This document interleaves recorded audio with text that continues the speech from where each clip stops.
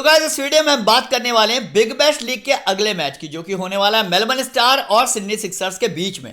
But इससे पहले कि मैं वीडियो स्टार्ट करूं, भाई जो लोग चैनल पर पहली बार आए सबसे पहले वो चैनल को सब्सक्राइब करके बेल आइकन जरूर दबा दें। अब वो क्यों जरूरी है, जैसा कि आप सब लोगों को पता है कि भाई इंडिया अफगानिस्तान की बहुत ही बेहतरीन T20 सीरीज स्टार्ट होने वाली है। तो उसकी प्रेडिक्शन अगर आपको चाहिए, वो मैचेस अगर आपको खेलने हैं, उसकी वीडियो आपको देखनी है, तो चैनल को सब्सक्राइब कर लें, साथ ही साथ बेल आइकन प्रेस भी कर लें। अगर आपको वीडियो पसंद आए तो वीडियो को एक लाइक करना बिल्कुल मत भूलिएगा। अब मैं आपको बताता हूं कि आपको फाइनल टीम कहां मिलती है। देखिए, जब टॉस होता है और लाइनअप आता है, उसके बाद जो मैं अपनी टीम में चेंजेस करता हूं, तो वो जो फाइनल टीम होती है जिससे मैं विनिंग करता हूं, वो आपको मिलती है मेरे टेलीग्राम चैनल पर। तो टेलीग्राम से जुड़ना आपका बहुत ज़्यादा ज़रूरी है। क्यों? क्योंकि अगर मान लीजिए आपके पास इतना टाइम नहीं है, आपको इतनी नॉलेज नहीं है, तो लाइनअप क्या है, पिच रिपोर्ट क्या है ना, साथ ही साथ कौन से प्लेयर नए एड ऑन हुए हैं, कौन से चले गए हैं, वो सारी की सारी आपको जो प्रेडिक्शन होती है ना, वो मैं टेलीग्राम पर दे देता हूं। आपको कहीं भी किसी भी साइट पर जाने की जरूरत नहीं है।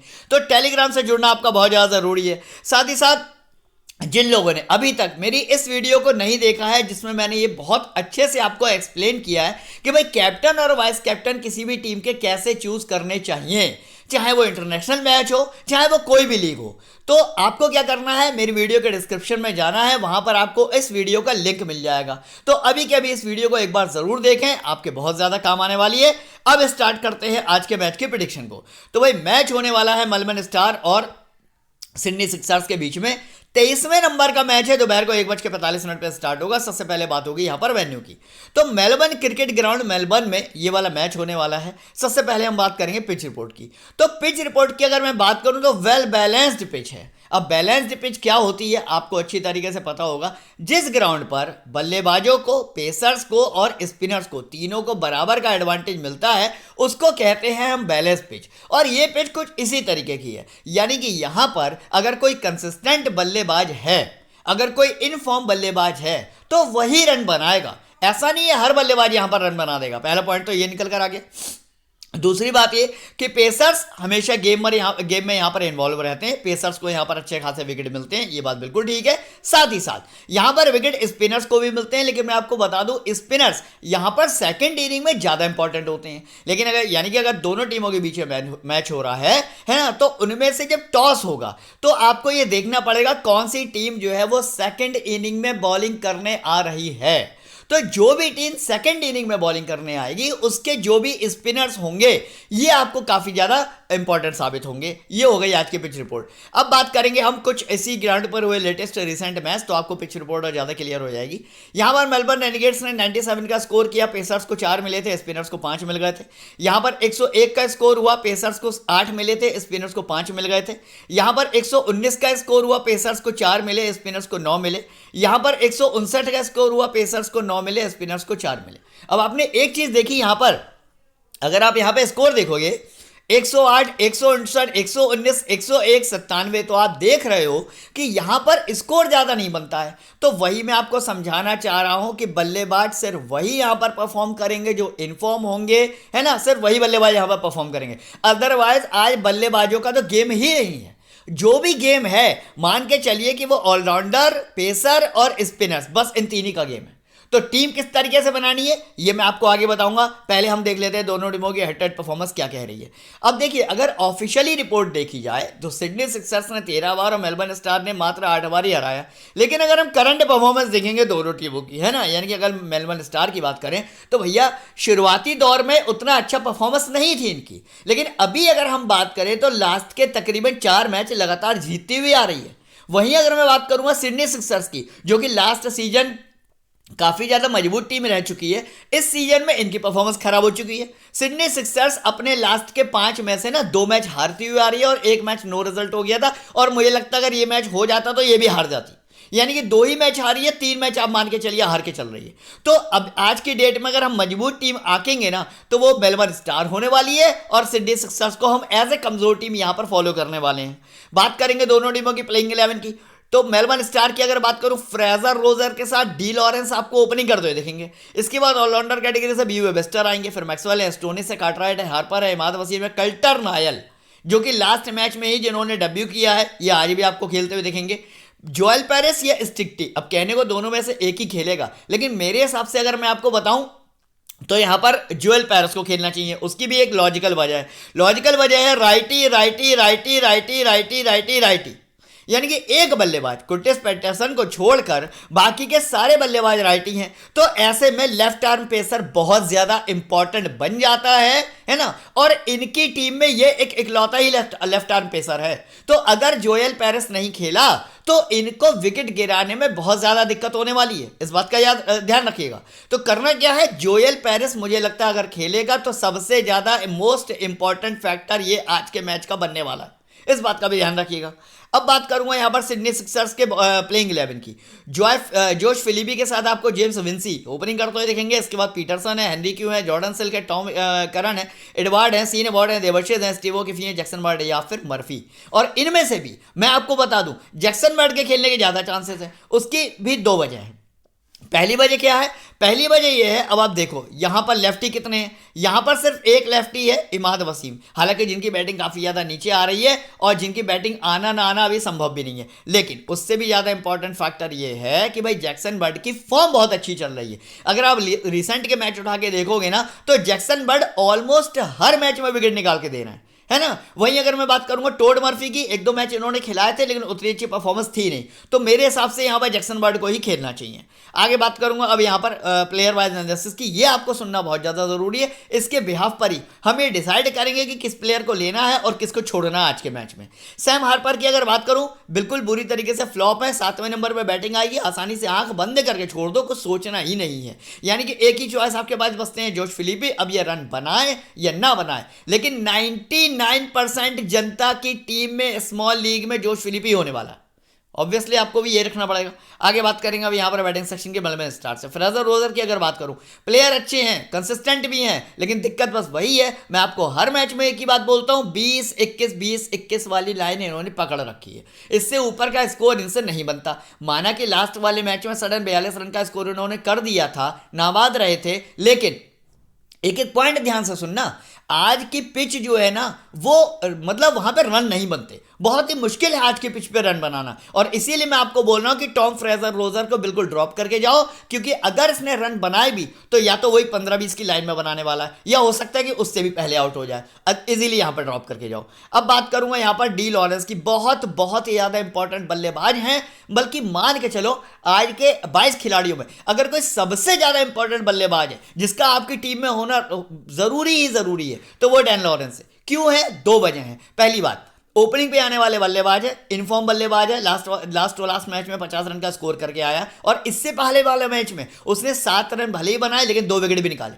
यानी कि कहीं ना कहीं 1 से लेकर 2 ओवर बॉलिंग कराएगा, एक आधा विकेट निकाल के दे देगा, और रन जो है आपको मान के चलिए मेरे हिसाब से 25 से लेकर 35 के बीच में तो रन बना के देगा ही देगा। यानी कि 70 से ऊपर का पॉइंट ये आपको अकेले दे सकता है। तो बहुत इंपॉर्टेंट प्लेयर है, डैन लॉरेंस को किसी भी हाल में ड्रॉप करके नहीं चलना है। बात करूंगा यहां पर कार्टराइट की, प्लेयर अच्छे हैं, ऑलमोस्ट अगर देखा जाए तो इन्होंने अभी तक इस बीबीएल में एक कंसिस्टेंसी मेंटेन करके तो रखी है, ये बात तो बिल्कुल ठीक है। लेकिन अब एक और दिक्कत क्या है, बैटिंग आ रही है 6वें नंबर पर, कितनी बैटिंग आएगी कोई गारंटी नहीं है, कितने रन बनाएंगे कोई गारंटी नहीं है। फिर भी अगर टीम में जगह है तो आप रख सकते हो। क्यों, देखो माना कि 6ठे नंबर पर बैटिंग आ रही है, लेकिन 6ठे नंबर पर बैटिंग तो कल बहुत कौन सा वो प्लेयर था जिसने काफ़ी ज़्यादा रन बनाए थे, एक सेकंड, इंडिया ऑस्ट्रेलिया वुमेन्स का जो कल मैच हुआ था उसमें लिंच फील्ड की अगर मैं बात करूं तो आपने देखा होगा लिंच फील्ड 5वें या 6वें नंबर पर बैटिंग करने आई थी, लेकिन एक अच्छा खासा स्कोर किया था। तो जब टॉप ऑर्डर और मिडिल ऑर्डर दोनों के दोनों फ्लॉप हो जाते हैं ना, तो चाहे बल्लेबाज 6ठे नंबर पर आ रहा हो या 5वें नंबर पर आ रहा हो, उसकी बैटिंग आती भी है और वो रन बनाता भी है। तो इसीलिए कार्टराइट काफी ज्यादा इंपॉर्टेंट प्लेयर बनते हैं, अगर टीम में जगह है तो कार्टराइट को लेके जाना। अब बात करूंगा भैया जेम्स विंसी की। यार देखो अब यहां पर ना थोड़ा रिस्क फैक्टर आ जाएगा। क्या रिस्क फैक्टर आ जाएगा, शुरू के 3 मैचों में मैंने विंसी को नहीं लिया और विंसी नहीं चला, चौथे मैच में भी मैंने इसको नहीं लिया, चलो वो चल गया, 83 रन बन गया, मार गया, मैं एक मैच हार गया, चलो मैं मानता हूं। उसके बाद फिर मैंने इसको किसी भी टीम में नहीं लिया और ये फिर नहीं चला। यानी कि एक मैच में हारा, लेकिन बाकी सारे मैचों में तो मेरे पॉइंट बढ़ गए ना, क्योंकि मैंने विंसी को नहीं लिया था। विंसी कहने को इस पूरे 22 खिलाड़ियों के स्क्वाड में सबसे ज्यादा एक्सपीरियंस प्लेयर है, 356 मैच में 9753 रन है, और सबसे ज्यादा पॉपुलर प्लेयर भी यही है, लेकिन सबसे ज्यादा फॉर्म भी इसी की खराब चल रही है। सोचो, इतना बड़ा प्लेयर जिसने जने अपनी जिंदगी में कितने बीबीएल खेले होंगे, ओपनिंग पर बल्लेबाजी करने आ रहा है, उसके बाद में सिंगल डिजिट स्कोर, यहां पर 9, यहां पर 8, यहां पर 5, यहां पर 1, यहां पर 10, मतलब क्या है यार ये। अगर इस तरीके की फॉर्म किसी की चल रही है तो मैं आपको ये रिकमेंड करूंगा, दूसरों की टीम के पीछे मत भागो। दूसरों के टेलीग्राम चैनल, दूसरों की वीडियो देखकर विंसी को आप अपनी टीम में रख तो लोगे, होगा क्या, अरे यार वो हार जाएगा तो फिर तुम भी हार जाओगे। तो अपना दिमाग लगाओ। आपको मैं स्टैट्स क्यों दिखाता हूं भाई, इसीलिए दिखाता हूं, क्या आपको ये देखकर लग रहा है कि विंसी आपको रन बनाता हुआ दिख जाएगा, और वो भी आज वाली पिच पर जहां पर रन बनाना इतना ज्यादा कठिन है? बिल्कुल भी नहीं। मैं विंसी को ड्रॉप करके जा रहा हूं, ये मेरा पर्सनल खुद का डिसीजन है। बाकी आपको अगर विंसी को लेना है तो आप लेके जा सकते हो, बट ये मैं आपको एक प्री प्रिडिक्शन कर रहा हूं कि भाई विंसी के आज के मैच में स्कोर करने के चांसेस बहुत ही कम है, तो आप इसको यहां पर ड्रॉप करके जाओ। पीटरसन की अगर यहां पर बात करूं, पूरी तरीके से फ्लॉप है, आसानी से छोड़ के जा सकते हो। अब बात करूंगा यहां पर जॉर्डन सिल्क की, 5वें नंबर पे आने वाला वो बल्लेबाज जो कि ऑलमोस्ट कंसिस्टेंट बल्लेबाज है। यहां पर 26 नाबाद है, 23 है, यहां पर 66 रन है, यहां पर 1 है, यहां पर 5 है। अब यहां पर 1 है, यहां पर 5 है, और यहां पर बैटिंग नहीं आई। उसकी क्या वजह है? वजह वही है कि अगर टॉप ऑर्डर के 2 या 3 बल्लेबाज भी मान लीजिए अच्छा परफॉर्म कर देते हैं, तो ऐसे केस में फिर जॉर्डन सिल्क की बैटिंग आती ही नहीं है, या फिर आती है तो इनको वही लास्ट के 1 या 2 ओवर, यानी कि डेथ ओवर जो होते हैं वही खेलने को मिलते हैं, और उस टाइम पर क्या होता है, स्पिनर्स का दबदबा रहता है और वो इनका विकेट जो है वो बहुत जल्दी निकाल देते हैं। तो बस यही एक रिस्क फैक्टर जॉर्डन सिल्क के साथ रहता है कि भाई बहुत ज्यादा नीचे बैटिंग आने पर, टॉप ऑर्डर चल जाने पर बैटिंग नहीं आ पाती है। तो ये आपको थोड़ा सा अपना डिसीजन रहेगा कि सिल्क को अपनी टीम में रखना है या नहीं रखना है, लेकिन प्लेयर ठीक ठाक है। बात करूंगा यहाँ पर ऑलराउंडर सेक्शन मेलबर्न स्टार की, व्यू वेबस्टर की अगर बात करूं तो आपको बैटिंग से रन भी बना के देंगे, साथ ही साथ विकेट भी निकाल के देंगे। एक अच्छे ऑलराउंडर है, मतलब आपको अपनी टीम में ट्राई करना चाहिए। बट अगर आप ये सोच रहे हो कि कैप्टन वाइस कैप्टन के लिए ट्राई करो, तो कैप्टनसी लायक तो नहीं रहेंगे, लेकिन हाँ वाइस कैप्टनसी के एक अच्छे ऑप्शन यहाँ पर ये साबित हो सकते हैं। अब बात करूंगा यहाँ पर मैक्सवेल की।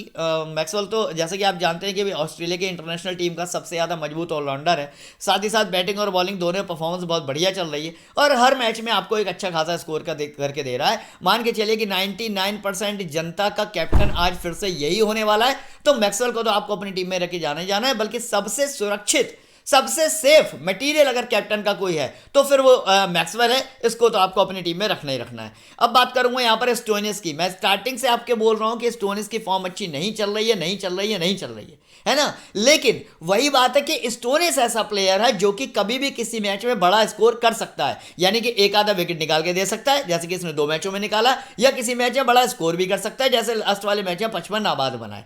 तो टीम में तो रखो, मैं मना नहीं कर रहा हूं, टीम में रख के लेके जाओ, क्योंकि अगर एक विकेट भी निकाल दिया तो एटलीस्ट आपको 35 पॉइंट तो दे रहा है ना यार। और अगर 15-20 रन बना दिए तो वही 50 के तकरीबन पॉइंट हो जाएंगे, यानी कि ड्रीम टीम का मेंबर तो बन ही जाएगा। लेकिन सीवीसी के लिए गलती से भी ट्राई नहीं करना है, मतलब जीएल में भी ट्राई नहीं करना है, स्मॉल लीग में तो नहीं करना है, जीएल में भी नहीं करना है। अब बात करेंगे यहाँ पर हेनरी क्यू की। हेनरी क्यू ने अपनी कंडीशन पता नहीं किस तरीके से खराब कर रखी है, मुझे समझ में नहीं आ रहा। अच्छा खासा इनका मतलब स्कोरिंग पैटर्न यहाँ पर चल रहा था, लेकिन बाद में जाकर इनकी परफॉर्मेंस काफ़ी ज़्यादा पुअर हो चुकी है। आप देखोगे पहली बात तो ये कि अब हेनरी क्यू को उतने ओवर नहीं मिल रहे हैं, है ना। स्टार्टिंग के जब बीबीएल स्टार्ट हुआ था तो इनको कभी 2 ओवर कभी 3 ओवर दे दिए जाते थे, बट अब पहली बात तो ये कि ओवर नहीं मिल रहे हैं, साथ ही साथ बैटिंग परफॉर्मेंस भी उतनी अच्छी नहीं है, तो इतने ज़्यादा इंपॉर्टेंट पिक नहीं होंगे। वही अगर 20-25 रन आपको बना के दे दिए तो बहुत ज़्यादा इंपॉर्टेंट नहीं होंगे। आगे बात करूंगा अब यहाँ पर टॉम करन की अगर बात करूं तो प्लेयर बहुत इंपैक्ट वाले हैं, इनकी बैटिंग और बॉलिंग दोनों बहुत जबरदस्त रहती है, लेकिन दिक्कत वही है कि मतलब उतनी अच्छी फॉर्म अभी बैटिंग से तो नहीं चल रही है, बैटिंग इनकी आती भी नहीं है, आपको पता होगा। हाँ, बॉलिंग से ये आपको विकेट निकाल के दे सकते हैं, तो एक इंपॉर्टेंट पिक बनते हैं। लेकिन अगर आपको इनको कैप्टन बनाने की सोच रहे हो तो फिर यह फैसला आपका गलत है, यहां मैं आपको बिल्कुल साथ नहीं दूंगा। हाँ, एक आधा विकेट निकाल के दे सकते हैं, हो सकता है 2 भी निकाल ले, लेकिन अगर आप सोचो कि बंडल्स में यानी कि 3 से लेकर 4 विकेट निकाल दें तो वो संभव नहीं है, क्योंकि और भी बहुत सारे कंसिस्टेंट बॉलर, इनफॉर्म बॉलर आज भी टीम में मौजूद हैं। तो ऐसा नहीं है कि टॉम करन अकेले ही बंडल से विकेट निकाल के दे पाए। तो आपको टीम में लेके चलना है, लेकिन सीवीसी के लिए ट्राई नहीं करना है। वहीं बात करूंगा यहाँ पर जैक एडवर्ड की, कंसिस्टेंट बॉलर है। यहाँ पर 1 विकेट, यहाँ 3 विकेट, यहाँ 1 विकेट, यहाँ पर 2 विकेट। साथ ही साथ अगर बैटिंग आ जाती है थोड़ी बहुत भी, मैं कह रहा हूँ लास्ट के 2-3 ओवर भी अगर खेलने को मिल जाते हैं तो कुछ एक रन बना के भी दे देता है। तो मेरे हिसाब से आपको कोई कुछ भी बोलता रहा कि एडवर्ड आज के लिए इंपॉर्टेंट नहीं होगा, नहीं होगा, लेकिन मैं आपको बोलता हूं, अगर आप मेरी प्रिडिक्शन का लोहा मानते हो, एडवर्ड आज के लिए काफी ज्यादा इंपॉर्टेंट है। एडवर्ड को किसी हाल में ड्रॉप करके नहीं चलना है। वहीं बात करूंगा यहाँ पर सीनियर बॉर्ड की, कंसिस्टेंट बॉलर है, लेकिन दिक्कत वही है, सिंगल विकेट टेकर है। तो अगर 1 विकेट के लिए आप अपनी टीम में रखना चाहो तो रख सकते हो, अदरवाइज एज ए ऑलराउंडर तो यहाँ पर आपको एडवांटेज नहीं देंगे, क्योंकि 8वें नंबर पर बैटिंग आ रही है, यानी कि या तो नहीं आएगी और या फिर लास्ट के एक आधा ओवर ही खेलने को मिलेगा। तो बैटिंग से तो आप छोड़ दो, लेकिन हाँ बॉलिंग से आपको कम से कम 1 विकेट पक्का से निकाल के देंगे, ये पक्की बात है। अगर टीम में जगह है तो जरूर से लेके जाना। इमाद वसीम की अगर बात करूं, स्टार्टिंग से ही लोगों ने इमाद वसीम को अपनी टीम में रखा भी और कैप्टन वाइस कैप्टन भी ट्राई किया। मेरी पर्सनल अगर बात करोगे तो मेरा टेलीग्राम चैनल जाकर चेक करो, मैंने अभी तक जितने भी मैच हुए एक आधा मैं इमाद वसीम को जरूर ट्राई कर लिया होगा, वरना इमाद वसीम को मैं लेके नहीं आ रहा हूँ। क्यों? जिस तरीके से जेम्स विंसी बहुत सुपर डुपर सीनियर खिलाड़ी होते हुए भी उनकी फॉर्म अच्छी नहीं चल रही है, सेम इमाद वसीम का है। इमाद वसीम पाकिस्तान के एक अच्छे ऑलराउंडर्स में से, बेस्ट ऑलराउंडर्स में से आते हैं, बट फॉर्म खराब चल रही है तो फिर मैं अपनी टीम में नहीं रखूंगा। इनको ज़्यादा से ज़्यादा मिल गया तो 1 विकेट मिलेगा, वो भी रेयर केस में, इससे ज़्यादा पॉइंट आपको देने वाले नहीं है। आगे बात करूंगा यहाँ पर कल्टर नायल की। कल्टर नायल मेरे फेवरेट प्लेयर्स में से एक है, मैं आपको बता दूं। राइट आर्म फास्ट है, सामने हालांकि लेफ्टी बहुत ज़्यादा तो नहीं है, लेकिन फिर भी कल्टर नायल को विकेट मिलने की उम्मीदें हैं, क्योंकि पेसर फ्रेंडली विकेट है ये, है ना। और कम से कम ये है कि 1 विकेट तो आपको मिनिमम निकाल के देंगे, क्योंकि ये ऐसे बॉलर हैं जो विकेटलेस रहते नहीं है जनरली। और अब कितने विकेट लेंगे ये डिपेंड करेगा कि कितने ओवर कराएंगे। अगर कल्टर नायल को मान के चलिए 3 से लेकर 4 ओवर मिले तो मान के चलिए 1 से लेकर 2 विकेट तो मिनिमम आपको निकाल के देंगे ही देंगे। तो कल्टर नायल काफ़ी ज़्यादा इंपॉर्टेंट प्लेयर बनते हैं। वही बात करूंगा जोएल पैरिस की, तो भैया अभी मैंने ऊपर आपको बताया था लेफ्ट आर्म फास्ट है और सामने सारे के सारे राइटी खड़े हैं, तो जोएल पैरिस तो सबसे ज़्यादा इंपॉर्टेंट फैक्टर बॉलर बनता है आज के लिए। इसको किसी भी हाल में ड्रॉप करके नहीं चलना है। हालांकि अगर आप इसकी फॉर्म देखोगे तो सिंगल विकेट टेकर ही है, लेकिन कब किस प्लेयर का दिन आ जाए, कब कौन मल्टी विकेट निकाले, पता नहीं होता। जोएल पैरिस को नाम नोट कर लो कि भाई इसको तो आपको टीम में रख के जाने जाना है। स्कॉट बॉलैंड उतने ज्यादा इंपैक्ट वाले बॉलर अभी साबित नहीं होंगे, अभी डेब्यू किया, इनको भी हम अपनी टीम में ट्राई नहीं करेंगे।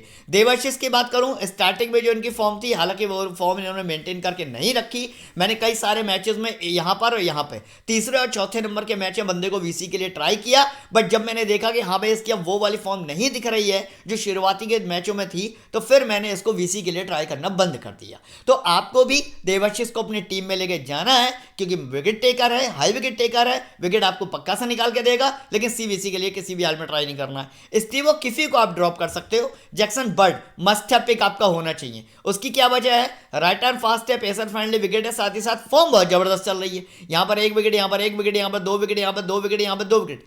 तो जिस तरीके से मैंने आपको ऊपर एडवर्ड के बारे में बताया, जिस तरीके से जोएल पैरिस के बारे में बताया, वैसे ही है जैक्सन बर्ड। तो Joel Paris, Edward, Jackson Bird, इन प्लेयर्स को किसी भी हाल में आज किसी भी टीम में ड्रॉप करके आपको नहीं जाना है, तो नोट करके रख लीजिए। बाकी नीचे इनमें से कोई भी खेलने वाला नहीं है। अच्छा, अब बात करेंगे फाइनली टीम कॉम्बिनेशन की, लेकिन उससे पहले आपको बता दूं कि जो लोग चैनल पर पहली बार आए हैं उन्होंने चैनल को अभी तक सब्सक्राइब नहीं किया है, भैया आपसे मेरा रिक्वेस्ट है कि सब्सक्राइब करके बेल आइकन प्रेस करके रख लो, क्योंकि बहुत ही बेहतरीन इंडिया अफगानिस्तान की सीरीज आने वाली है। उन मैचेस की अगर आपको बेहतरीन प्रेडिक्शन चाहिए, अच्छी टीम चाहिए, तो चैनल सब्सक्राइब होना बहुत ज़्यादा जरूरी है। साथ ही साथ वीडियो को लाइक कर दो, क्योंकि लाइक करने में देखिए कोई पैसे तो लग नहीं रहे। और इससे भी ज़्यादा इंपॉर्टेंट बात कि अगर आपने अभी तक मेरी ये वीडियो नहीं देखी है, जिसमें मैंने आपको प्रॉपर फॉर्मूलों के साथ ये बताया है कि भाई किसी भी टीम के लिए कैप्टन वाइस कैप्टन का सिलेक्शन आप कैसे करते हैं, क्योंकि सीवीसी आपके अगर नहीं चले तो मतलब टीम नहीं चली, तो ये वीडियो देखना आपके लिए बहुत बहुत ज्यादा जरूरी है।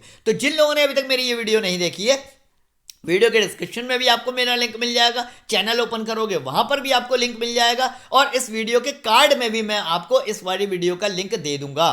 कहीं ना कहीं आपको ये वीडियो, जब आप मेरी वीडियो देख रहे होगे ना आज वाली, तो ये वीडियो कहीं ना कहीं आपको मिलेगी जरूर। इसको एक बार जरूर से देखना, ये आपके बहुत ज्यादा काम आने वाली है। बात करेंगे अब यहां पर फाइनली टीम कॉम्बिनेशन की, लेकिन मैं आपको बता दूं जो लोग अपना बहुत ज़्यादा लॉस करवा चुके हैं फैंटेसी में, यानी कि वो क्या करते हैं, वो ड्रीम 11 पर जाकर खेलते हैं, और उनके साथ होता क्या है मैं आपको बता दूं। अब यहां पर आप देखो कि 26,85,000 लोगों का स्पॉट साइज यहां पर था, ठीक है। यहाँ पर जो मेरी T1 थी उसके पॉइंट आए हैं 763.5 और यहाँ पर जो मेरी रैंक आई है वो है 1,09,000। यानी कि अगर आप 26,85,000 में से 1,09,000 स्पॉट साइज लेस करते हो तो तकरीबन 25,76,000 जो काउंट है ना, 25,76,000 लोग जो हैं, यानी कि पॉपुलेशन जो है उसको मैंने यहाँ पर डंप किया या पीछे किया।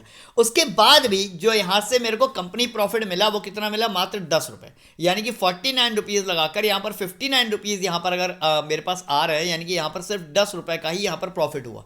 तो भाई 25 लाख लोगों को पीछे करने के बाद अगर आपको 10 रुपए की कमाई हो रही है तो ऐसी एप्लीकेशन पर खेलने का कोई फायदा नहीं है। सिर्फ और सिर्फ पैसा बर्बाद करना है, टाइम वेस्ट करना है, नथिंग एल्स। वहीं अब अगर आप किसी छोटी एप्लीकेशन पर खेलते हो, जैसे कि मैं क्रिकफन एप्लीकेशन पर खेलता हूँ, इसका लिंक आपको नीचे डिस्क्रिप्शन में मिल जाएगा। इस ऐप पर खेलने में फ़ायदा क्या होता है, अब आप देखो यहाँ पर जो जीएल लगी है, अभी एक बंदे ने भी इस जीएल को ज्वाइन नहीं किया है। लास्ट मोमेंट पे जब मैच स्टार्ट होगा तकरीबन 600 से लेकर 700 लोग ही यहाँ पर आएंगे, यानी कि यहाँ पर जीएल के फर्स्ट प्राइज के लिए आपको सिर्फ 600 से 700 लोगों को पीछे करोगे और 10,000 रुपये बड़ी आसानी से जीत जाओगे, 5,000 रुपये बहुत आसानी से जीत जाओगे। वहीं ड्रीम 11 पर 25 लाख लोगों को पीछे करने पर मुझे मिला क्या, 10 रुपये। अब आप बताइए इतनी मेहनत क्या हम 10 रुपये के लिए कर रहे हैं? नहीं। तो करना क्या आपको, मेरे वीडियो के आपको फर्स्ट कमेंट में जाना है और फर्स्ट कमेंट में टेलीग्राम के जस्ट नीचे इस एप्लीकेशन का लिंक मिलेगा, डाउनलोड करिए, इंस्टॉल करिए। यहाँ पर आपकी स्मॉल लीग में भी अच्छी विनिंग होगी, आप 10 में से तकरीबन 8 कॉन्टेस्ट तो जीतोगे ही जीतोगे। साथ ही साथ ग्रैंड लीग अगर आप यहाँ पर खेलते हो तो आपको एक बहुत अच्छा प्रॉफिट यहाँ पर हो सकता है। और ग्रैंड लीग खेलने के लिए ग्रैंड लीग के जो टीम कॉम्बिनेशन है ये भी मैं आपको टेलीग्राम पे दूंगा। तो करना क्या है, फटाफट से एप्लीकेशन को डाउनलोड करना है, डिपॉजिट करना और खेलना स्टार्ट कर देना है। बात करनी है अब यहाँ पर टीम कॉम्बिनेशन की, तो भाई क्या रहने वाला है। विकेट कीपर कैटेगरी से फिलिपी एक मात्र ऑप्शन जिनको मैं लेके आऊंगा। यहाँ पर डी लॉरेंस के अलावा और कोई बेस्ट ऑप्शन नहीं है।